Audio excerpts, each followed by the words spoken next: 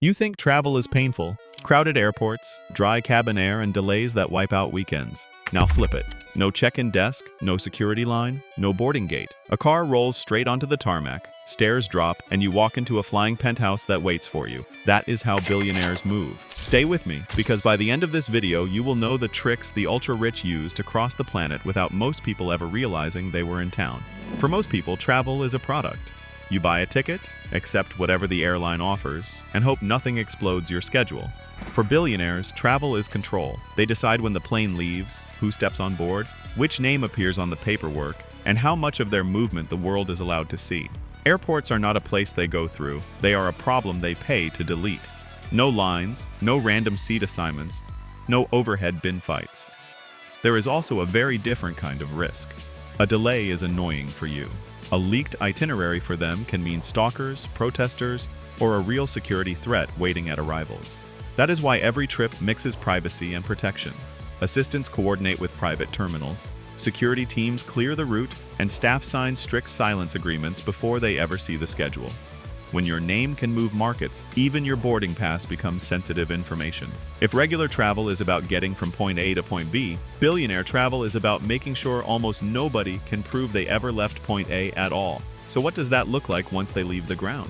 Most people think private jets are just bigger seats and champagne flutes. For the ultra-rich, they are mobile headquarters. Many do not stop at one aircraft. They control small fleets through holding companies and trusts, with different jets registered under different entities, so outsiders cannot easily tell which one they are actually on.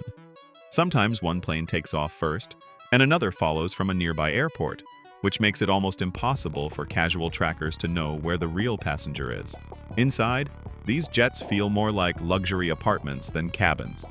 Full-size beds, proper bathrooms, dining tables that double as boardrooms, and huge screens for secure calls turn the cabin into office and living room in one. While you are hunting for a power outlet, they are signing deals at 40,000 feet. The aircraft is transport, office, and hotel suite inside a quiet, pressure-controlled shell. Now add the routing tricks. Some private jets operate under call signs that change often, so long-term tracking turns into guesswork. Others fly under charter companies or shell corporations, so the registration never matches the person in the cabin. In some regions, aircraft can request limits on what data gets shared to public tracking sites, so to most of the internet, those trips barely exist. At the very top level, one aircraft may leave with luggage and staff, while the principal quietly boards a second jet. From the outside, it looks like one journey. In reality, there is a decoy flight and a ghost flight running side by side. The question then is, what happens when they touch down? The secrecy does not stop when wheels hit the runway. On the tarmac, a line of similar vehicles pulls up to the stairs. Some carry security staff, others hold assistants, and only a few people know which one carries the actual billionaire. Cars leave in slightly different directions or staggered timing, so anyone trying to follow has to guess right more than once. Routes are rotated, and drivers are trained to spot a tail. The vehicles themselves are not just normal luxury cars with better leather. Many are armored with reinforced doors, resistant glass, and run-flat tires that can keep moving even when damaged. Some are built inside as mobile safe rooms with independent air systems and encrypted communication gear so the principal can keep working while the car moves.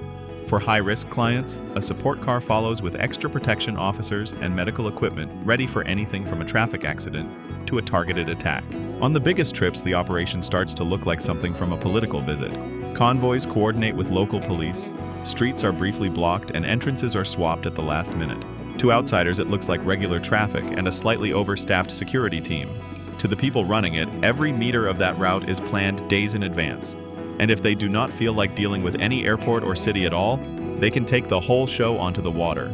For many billionaires, the ultimate travel flex is to move the entire trip onto the ocean. A super yacht is a floating resort, office and club that can sit just far enough from shore to stay out of reach. On board, there are suites, cinemas, gyms, pools, helipads, and staff who handle everything from customs paperwork to fresh sushi at midnight. Helicopters lift guests on and off, small boats run them to shore only when they choose, and the whole coastline becomes a private front yard that can change anytime the captain moves the anchor. Private islands push that privacy even further. Hidden in tropical chains or remote archipelagos, these spots are wired for landing, living, and disappearing. A helicopter, or seaplane drops straight onto a pad near the main villa. Staff live there year-round, so everything is ready at a few hours' notice, and security sweeps are routine. Patrols watch the shoreline, and boats that arrive without clearance are turned around long before they see the main house. Instead of arguing with an agent about baggage limits, they simply tell a pilot they're going home to their island. Even when they use regular hotels, they almost never experience them like you do. Entire floors can be reserved for one client, with private elevators running from an underground garage straight into a suite that is not listed online. Check-in happens in the room, luggage appears without tags, and staff are told exactly which names to use and which never to mention. Anyone in the lobby just sees a few extra guards. By the time they notice additional security, the guest is already in a bathrobe ordering room service. So if the lifestyle looks perfect, what is the catch?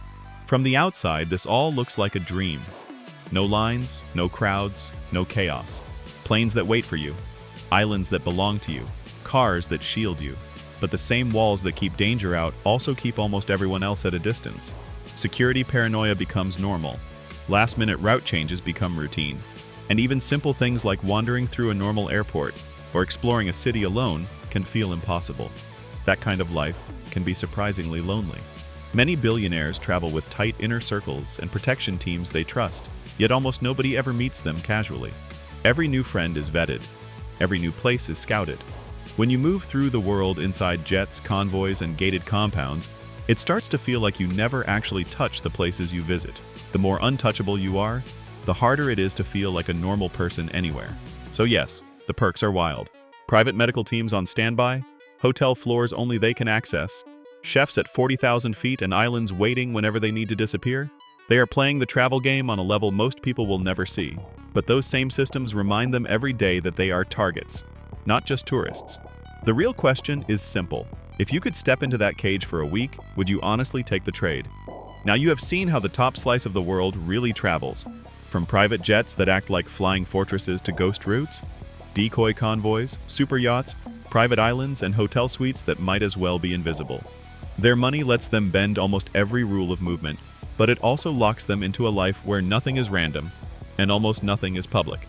Which travel secret shocked you the most? And if you could borrow one of these perks for a single trip, which one would you choose today? Tell us in the comments, hit like if this pulled back the curtain on billionaire travel, and subscribe for more deep dives into how extreme wealth works when nobody is supposed to be watching.